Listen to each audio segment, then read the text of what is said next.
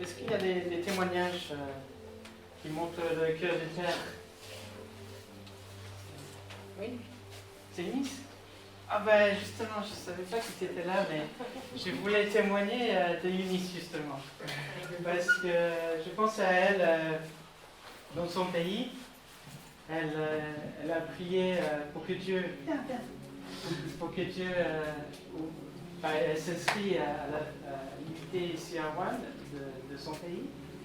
Et elle n'avait pas de visa. Hein?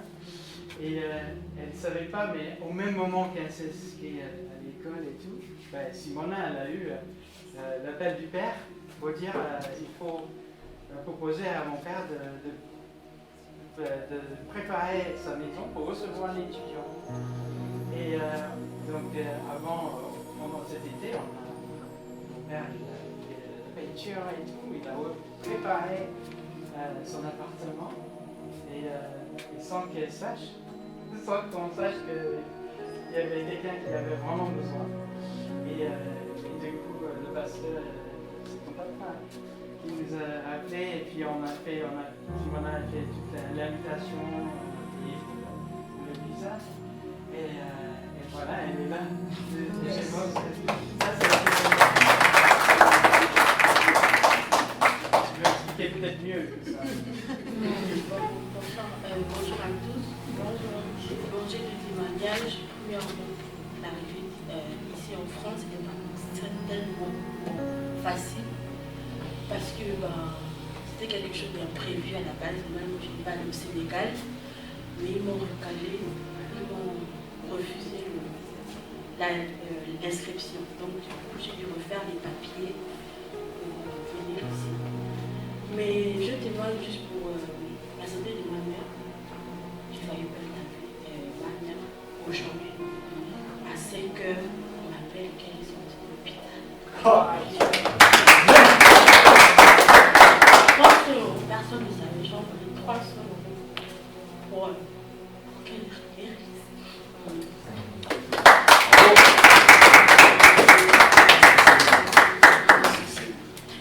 Donc, je remercie Dieu qui a décidé de là.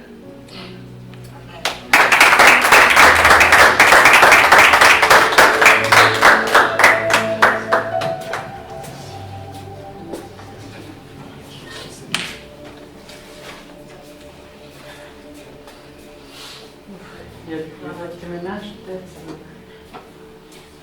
Non. Oui. Bon, en fait, c'est pas vraiment un témoignage. C'est un témoignage, toujours un témoignage. Bonjour. En fait, c'est pas vraiment un témoignage. C'est juste pour conforter la sœur qui est en difficulté actuellement.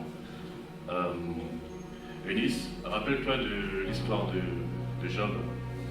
Alors, on se rappelle de l'échange que le Seigneur a eu avec le diable, justement sur la foi de Job. Et le diable disait au Seigneur que non, si tu l'enlevais tout, son patrimoine et tout, ses biens matériels, sa famille, voilà, il te réunirait et tout. Et donc du coup, le diable a tout enlevé, tout retiré à Job. Et malgré les vents et marées, Job a tenu. Job est resté fixe, toujours fidèle au Seigneur. Et à la fin, il a été récompensé. Le Seigneur l'a restauré, le Seigneur l'a redonné sa famille, le Seigneur l'a redonné tous ses biens qu'il avait. Voilà. Donc juste pour dire que en toute difficulté, il y a toujours de l'espoir derrière, il faut toujours tenir. Voilà, il ne faut pas flamber. Et il faut toujours rester dans la prière. Et il y a toujours du lumière.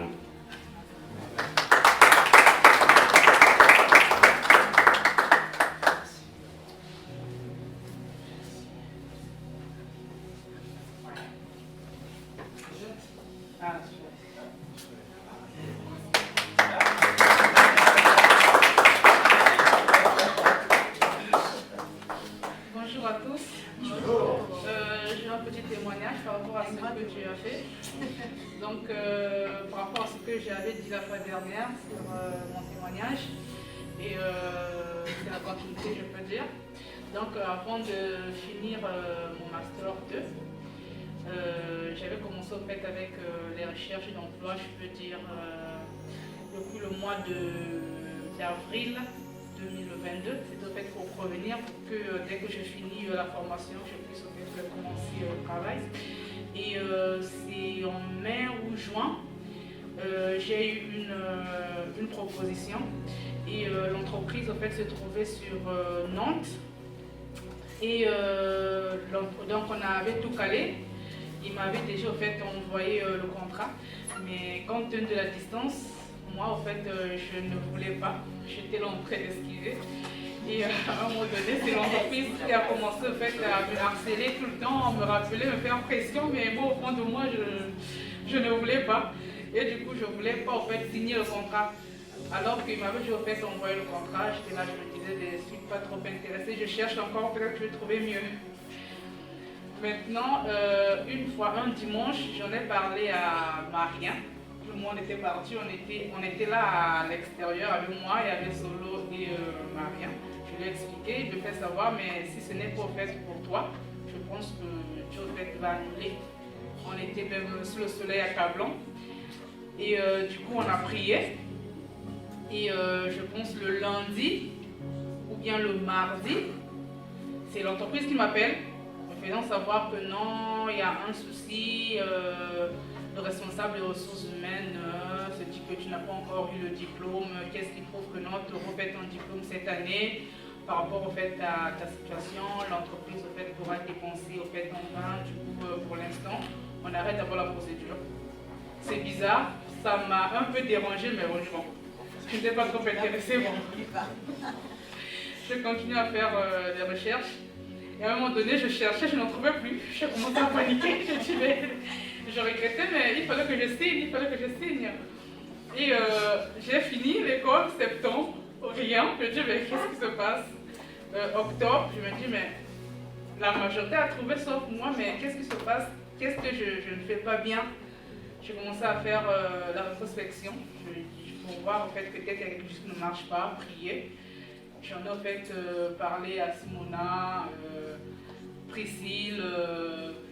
Deux fois en fait, elles m'ont envoyé en fait quelques offres pour m'encourager pour voir. Mais j'essaie en fait de voir, mais ça ne marchait pas. Et j'ai continué à chercher. À un moment donné, je trouve encore un autre boulot, mais toujours vers Nantes. Mais cette fois-ci, c'était à Saint-Nazaire. Je me dis, mais Nantes, là, franchement, je ne sais pas tout ce que je trouve, c'est long. Mais moi, je voulais entre Lyon et Saint-Étienne. Bon, là, en fait, j'ai dit, bon, je vais signer vite fait. Pour ne pas que je puisse, en fait, être dans la merde. J'ai signé. Et entre-temps, j'ai continué, en fait, à chercher. Et j'ai signé, tout était bon. Du coup, j'étais censée commencer le 6 novembre. Et je continue à chercher. Par contre, il y a une autre entreprise, en fait, ça promettait. Et avec cette entreprise, j'ai passé 6 entretiens. J'étais même épuisée tout le temps. Et à un moment donné, le dernier jour, je suis partie. Tout était bon. Je dis bon, par rapport au fait, aux différents entretiens qu'on a dû en fait, passer, en fait, on peut signer le contrat le jour même. J'ai dit bon, je signe ça aujourd'hui pour ne pas que je puisse me tracasser. Du coup, j'ai signé 2 contrats au même moment. Et du coup, j'étais obligée d'annuler le premier, celui de Saint-Nazaire, et prendre en fait, l'entreprise en fait, qui se situe en fait, sur Lyon. Et je remercie Dieu parce qu'il a exaucé ma prière par rapport en fait, à la zone géographique que je cherchais.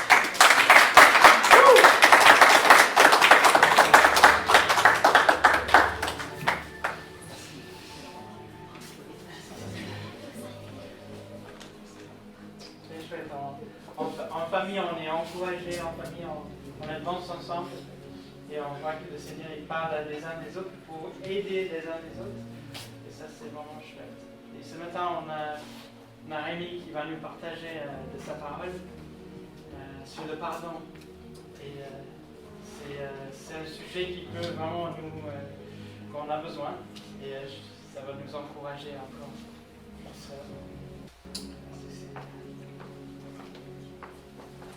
Peut-être à la fin, on peut même prier pour les uns les autres à ce sujet.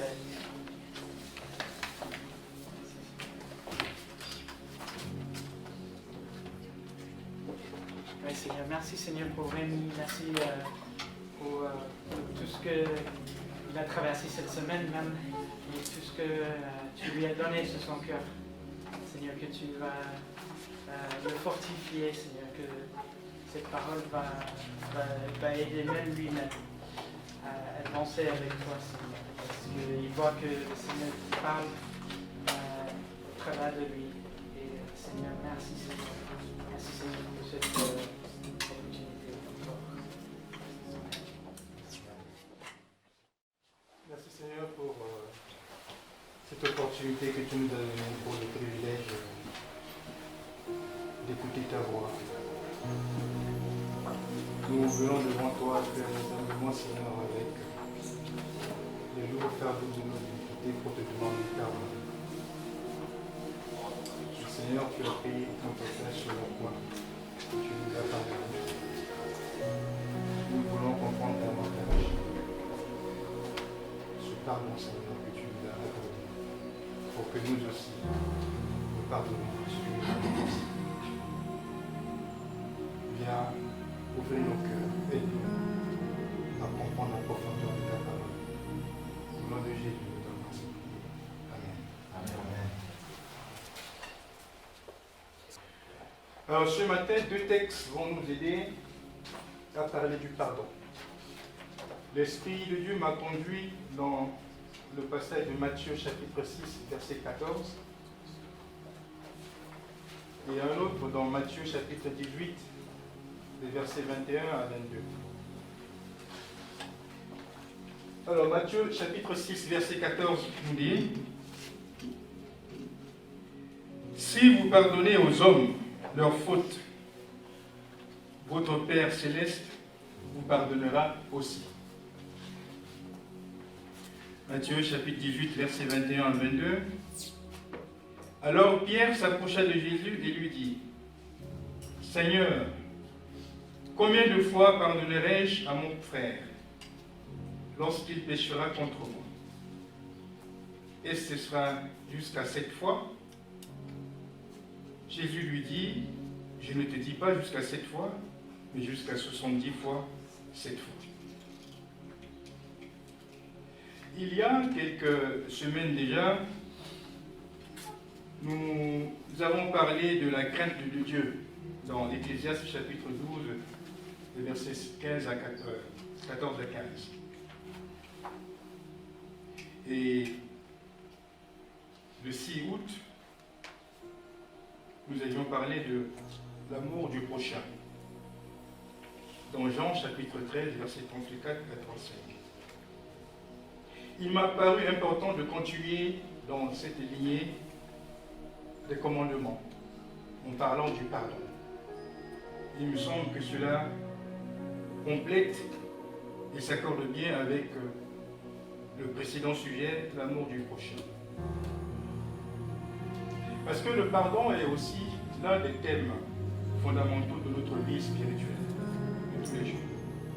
Et parmi les enseignements que Jésus avait accordés à ses disciples, il parlait essentiellement du pardon. Le pardon y figure en bonne place. Souvenez-vous de la prière des disciples, nous l'avons chanté tout à l'heure à la fin. Pardonne-nous nos offenses, comme nous aussi nous pardonnons à ceux qui nous ont offensés. En parlant de la crainte de Dieu, en parlant de l'amour du prochain, il y a toujours cette mise en opposition comme Jésus, comme Dieu l'a fait. Pardonnez-vous, pardonnez les uns les autres, comme le Seigneur vous a pardonné. Avant de parler véritablement du pardon, il y a dans le corps humain un organe vital qui est le siège de toutes les émotions et qui conditionne nos sentiments, nos états d'âme, notre manière d'être. C'est le cœur. Et la Bible parle souvent du cœur. Il ne s'agit pas de l'organe, le cœur en lui-même. Parce que l'amour, la haine, tout ce qui peut transparaître sur notre visage vient du cœur. La colère vient de l'état du cœur. La joie aussi. Toutes les décisions que nous prenons pour pardonner ou pas viennent du cœur.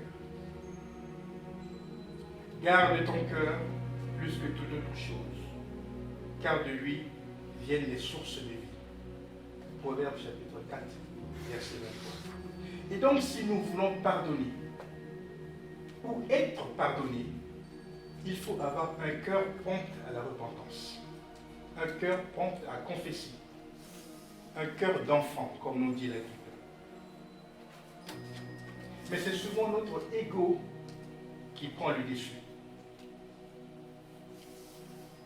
Notre ego très surdimensionné qui nous empêche de demander pardon. L'orgueil est la racine de tous les maux, dit un proverbe. La Bible utilise 3 expressions pour parler du pardon, mais c'est toujours la même chose. Le pardon, la repentance ou la confession des péchés.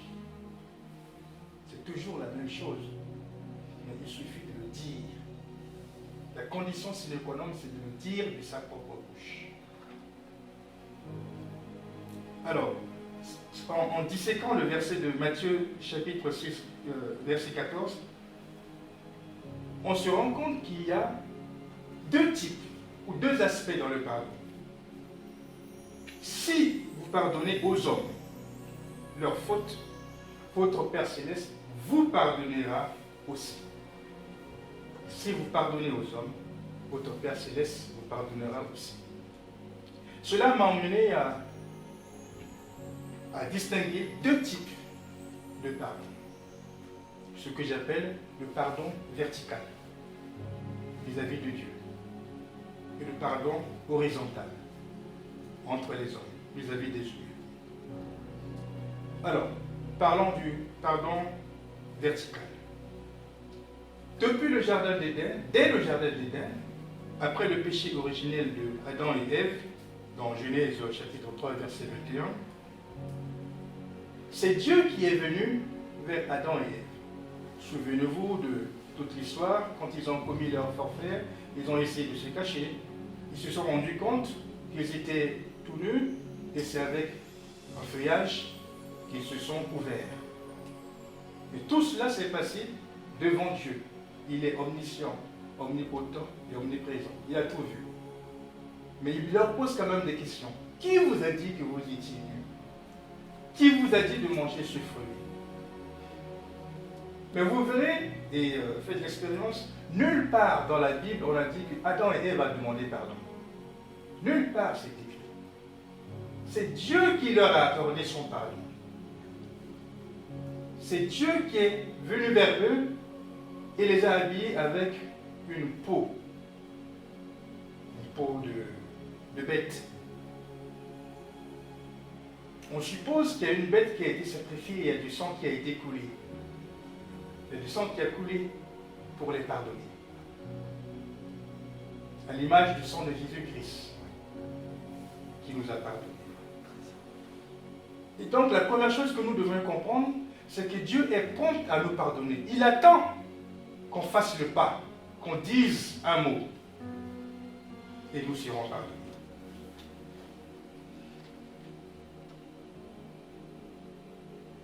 Si nous confessons nos péchés de notre propre bouche, il est juste et fidèle pour nous les pardonner, pour nous purifier de toute iniquité. Ça c'est 1 Jean chapitre 1 verset 9 qui le dit. Alors pour recevoir le pardon, nous devons d'abord reconnaître en nous-mêmes que nous avons péché. Tout l'intérêt d'avoir un cœur d'enfant, un cœur humble. Romains chapitre 10 verset 9 nous dit, si nous confessons de notre bouche le Seigneur, et si tu crois dans ton cœur que Dieu est vivant, tu seras sauvé. Et si nous nous efforçons de vivre en accord avec l'Évangile, le fait de reconnaître que nous avons péché produit automatiquement de la repentance. 2 Corinthiens chapitre 7 verset 10. Se repentir est l'un des premiers principes de l'Évangile. Se repentir est beaucoup plus que le simple fait de reconnaître ses mauvaises actions.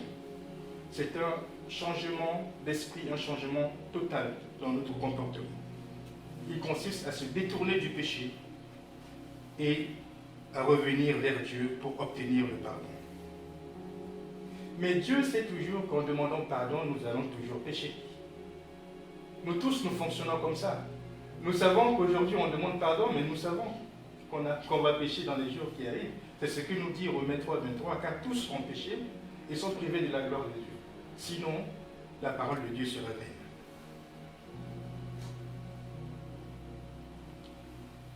Dans la Bible, il y a une parabole de l'enfant prodigue dans Luc chapitre 15, versets 11 et 32.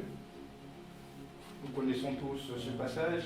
Le plus jeune garçon de la famille demande à son père son héritage.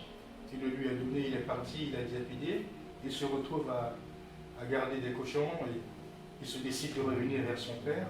Et il dit à son père, ne m'accepte plus comme ton fils, mais accepte-moi comme ton serviteur. Par contre, le père a dit non, ce n'est pas parce que tu as péché. Tu continueras à être toujours mon fils. Même si le grand frère n'a pas été content, mais l'acte du pardon a été posé. C'est exactement ce qui se passe entre nous et Dieu. Cette parabole illustre l'amour infini du Père céleste envers nous, lorsque nous reconnaissons nos péchés. La parabole du Fils prodigue enseigne le pardon, la réconciliation avec Dieu, lorsque nous réparons en conscience notre relation avec Dieu. Deux exemples dans la verticalité du pardon. Le premier, c'est dans Nombre chapitre 21, versets 4 à 9.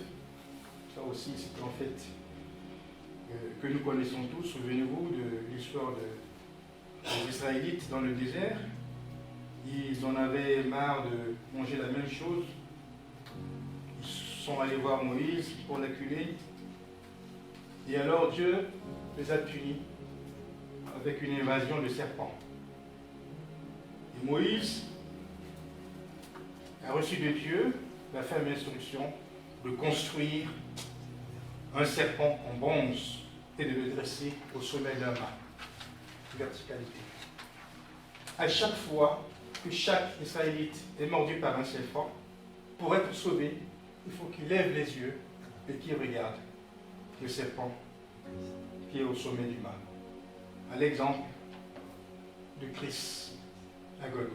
Deuxième exemple, c'est la mort de Jésus à Golgotha. Il ne vous a pas échappé de savoir que Golgotha, c'est sur un sommet. Et que Jésus-Christ regardait ceux qui décidaient de sa mort d'une manière verticale. Il dit, Père, pardonne-les, car ils ne savent pas ce qu'ils font.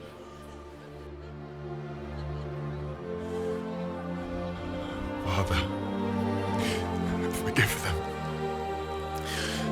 for they know not what they Nulle do. part on nous a dit que quelqu'un a demandé pardon ce jour-là. Mais c'est lui qui les pardonne, à cause de son grand amour.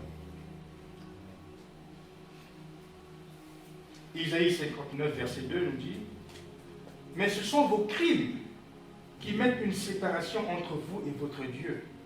Ce sont vos péchés qui vous cachent sa face et qui l'empêchent de vous écouter. » Il est prompt. Les bras ouverts de Jésus sur la croix ne sont pas encore fermés. Il attend que l'on vienne vers lui, qu'on fasse le pas pour demander pardon. Mais hélas, quelquefois, nous avons peur de revenir vers Dieu pour nous repentir.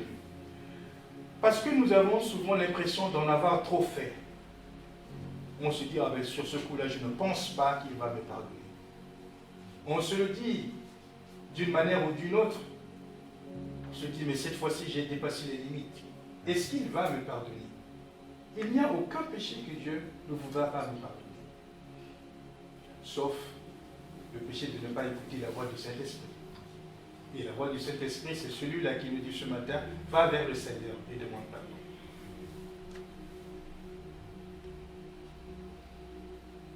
Ésaïe 43, verset 25, nous dit, c'est moi qui efface tes transgressions pour l'amour de moi. Alors cette forme-là en français n'est pas trop claire, mais comprenez que c'est peut-être une traduction littérale du grec au bout de la terme, voilà, c'est moi qui efface les transgressions pour l'amour de moi, et je ne me souviendrai plus de tes péchés. Toujours dans la même lignée, Ézéchiel chapitre 18, verset 22, toutes les transgressions qu'il a commises seront oubliées, il vivra à cause de la justice qu'il a pratiquée. En parlant de l'humain, de l'homme. Michée chapitre 7, verset 18 à 19. Quel Dieu est semblable à toi, qui pardonne l'iniquité, qui oublie les péchés du reste de ton héritage. Il ne garde pas sa colère à toujours, car il prend plaisir à la miséricorde. Il aura encore compassion de nous. Il mettra sous ses pieds nos iniquités. Il jettera au fond de la mer tous leurs péchés. Il suffit alors de confesser nos péchés et nos propres causes. Il est juste et fidèle pour nous les pardonner. Mais cela ne suffit pas, puisque nous sommes des humains, nous commettons des erreurs dans nos relations les uns avec les autres. Et là, il s'agit du pardon horizontal. Et c'est encore là où le bas blesse le plus souvent. C'est difficile de prendre son courage de demander pardon. Le pardon entre les humains est le pire des événements qui soient, en termes de réparation de relations. Pour deux raisons essentielles. Premièrement, on l'a dit, c'est notre ego. Deuxièmement, il y a ce que j'appelle les facteurs exogènes, les facteurs extérieurs à la faute que nous avons commise. Pour notre ego, c'est la même chose, les mêmes problèmes dans le pardon vertical. Mais pour les facteurs exogènes, souvent, nous voulons expliquer que c'est à cause de quelque chose que nous avons commis une faute. Et c'est toujours à cause de cette chose-là que nous ne demandons pas pardon. C'est difficile à un chef de revenir vers ses subalternes de demander pardon. C'est souvent trop difficile. C'est souvent difficile aux parents de demander pardon aux enfants. Et dans une relation de supériorité, on attend toujours des subalternes de faire le pas. C'est pas à moi d'aller vers lui. Et c'est la même chose entre les hommes et les femmes. C'est souvent qu'on attend que ce soit l'autre qui fasse le premier pas. Et nous avons beaucoup de formes d'excuses. Je suis désolé. Je suis désolé ne veut pas dire pardonne-moi. Je suis désolé, c'est le constat d'une situation. Mais ça ne veut pas dire excuse-moi, pardonne-moi. Ou des fois, c'est des petites tapes dans le dos. Mais ça ne veut pas dire pardon, ça ne suffit pas. Bientôt, ce sera la fin de l'année. Il y en a qui envoient des chansons. L'éternelle chanson de Alpha Blondy, je vous demande pardon. Plutôt que de dire à la personne, je te demande pardon de ta bouche. Beaucoup, dans des familles qui se sont déchirées, préfèrent s'envoyer des chansons ou des petits poèmes pour s'excuser. Toujours parce que nous tentons de justifier notre faute. J'ai agi comme ça parce qu'il y a eu ça. Plutôt que d'avoir l'humilité de dire pardon, excuse-moi. Et vous avez sans doute entendu cette célèbre phrase, pourquoi c'est toujours à moi de faire le premier pas, n'est-ce pas? On a entendu, on l'a peut-être dit. Pourquoi c'est toujours à moi de comprendre les autres? Je me souviens de sketch de Leslie l'année dernière. Il ne me dit plus bonjour, pourtant je l'ai pardonné. Hein. Il me dit plus bonjour. Mais la Bible nous dit, je vous rappelle le verset de Matthieu 18, 21 à 22. Alors Pierre dit, ça s'approchait de Jésus et Jésus lui dit 70 fois par 7. 7 fois 7, 49, ça fait 490 fois. 490 fois dans la journée, c'est beaucoup trop quand même. Il ne va pas me marcher sur les pieds pendant 490 fois hein, pour que je... Oui, mais c'est comme ça, nous devrions être prompts à pardonner. Vous connaissez sans doute quelqu'un dans votre relation qui revient toujours s'excuser, alors que vous savez très bien qu'il va refaire la même chose. N'est-ce pas? Il y a quelques années, j'ai reçu un courrier d'excuses de la part d'un compatriote. Mais ce qui m'a fait rigoler un peu dedans, c'est qu'il me demande de le pardonner. En tant que chrétien, en tant que bon chrétien, je dois le pardonner. Oui. C'est-à-dire, il veut que ce soit mon côté de chrétien qui apparaisse là-dedans, mais pas lui. En tant que chrétien, j'espère que tu vas me pardonner.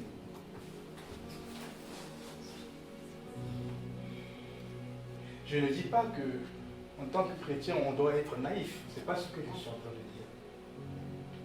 Je ne suis pas en train de dire qu'il faut se laisser faire. La Bible nous dit, nous devons être prudents comme une colombe. Et donc, le Saint-Esprit peut nous aider à esquiver certaines situations lorsqu'on sent que cette situation perdure. Le Saint-Esprit va nous aider à sortir de là. Alors, pour pardonner quelqu'un, ou pour être pardonné par quelqu'un, il faut une attitude.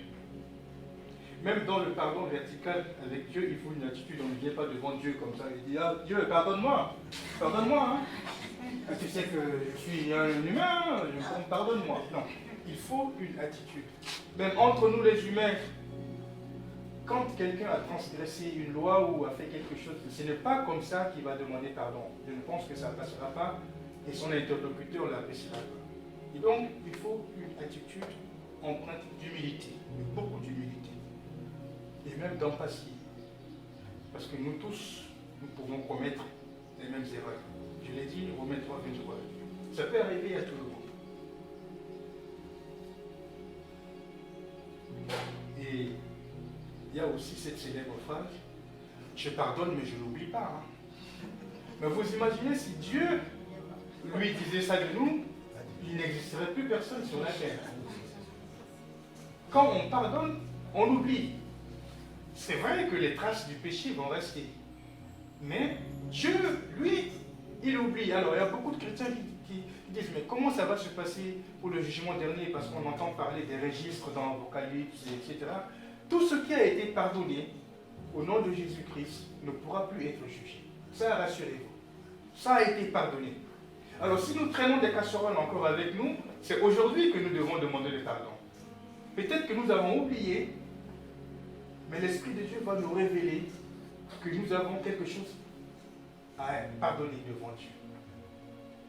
Mais c'est seulement ceux qui n'ont jamais demandé pardon qui seront jugés. Il y aura un registre pour eux.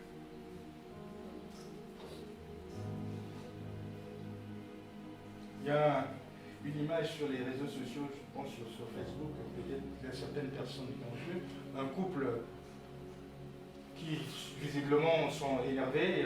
Le monsieur, il ouvre quand même un parapluie pour protéger sa femme d'une intempérie, mais il boude, il regarde de l'autre côté. Mais le parapluie est quand même ouvert, même s'il n'est pas d'accord de la relation, mais il assume sa responsabilité. Et le pardon, c'est comme ça.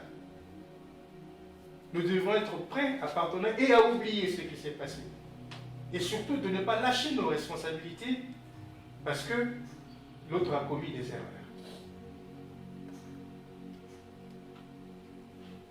Un pasteur africain, c'est même l'oncle de mon épouse, il disait,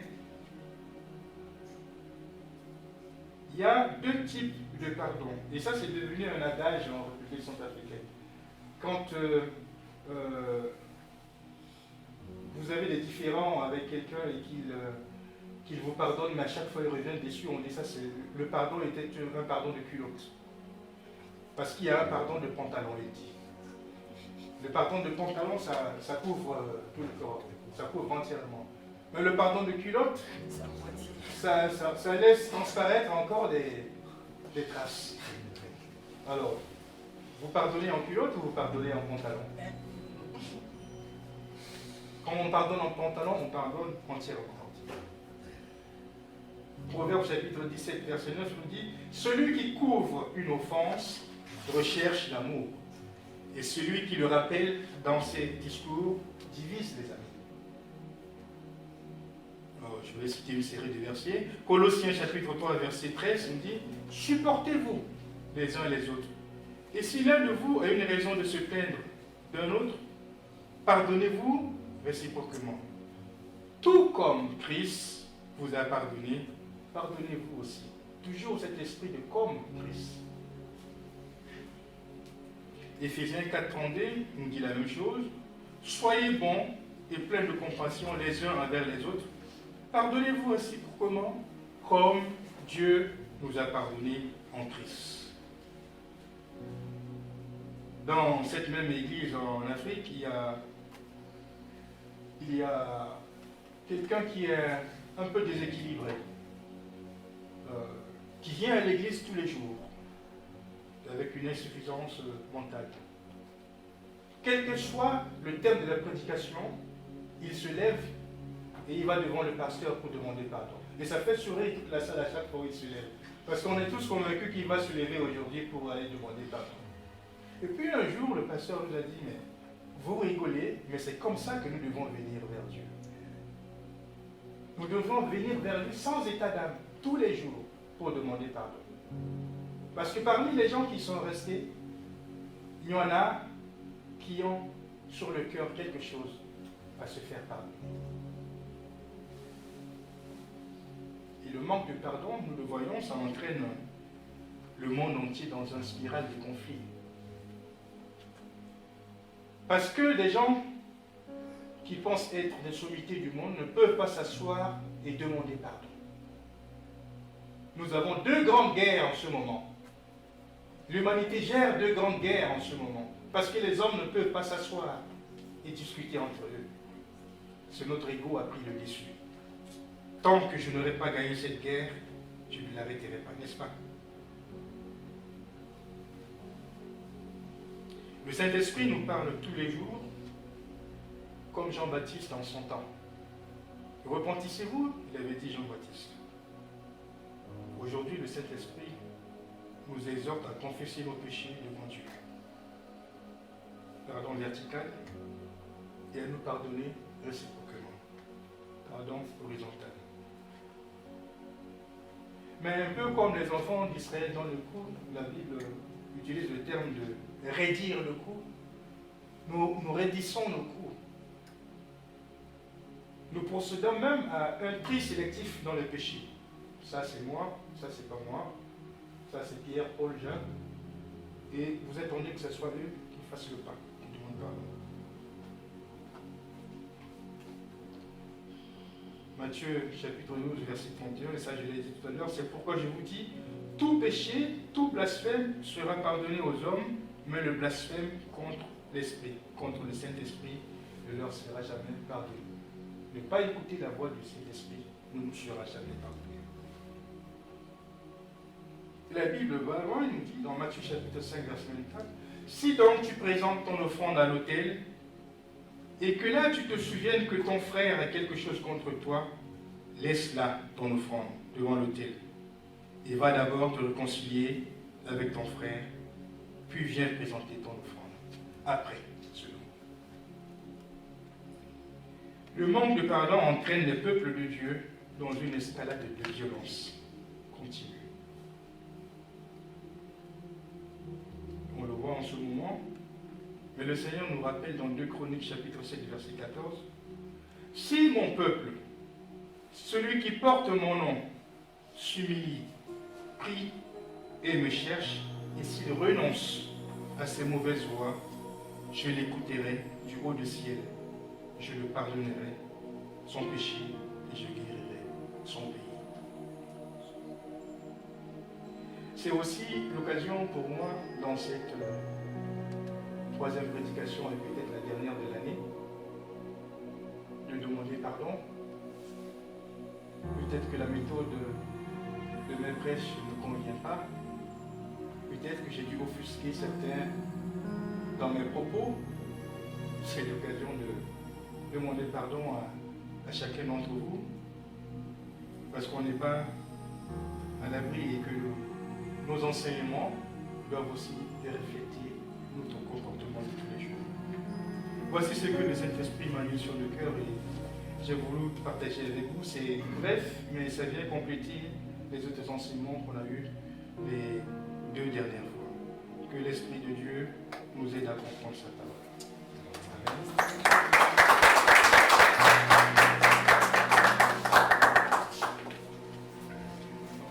Ne vous inquiétez pas, on va demander à Annie de prêcher encore.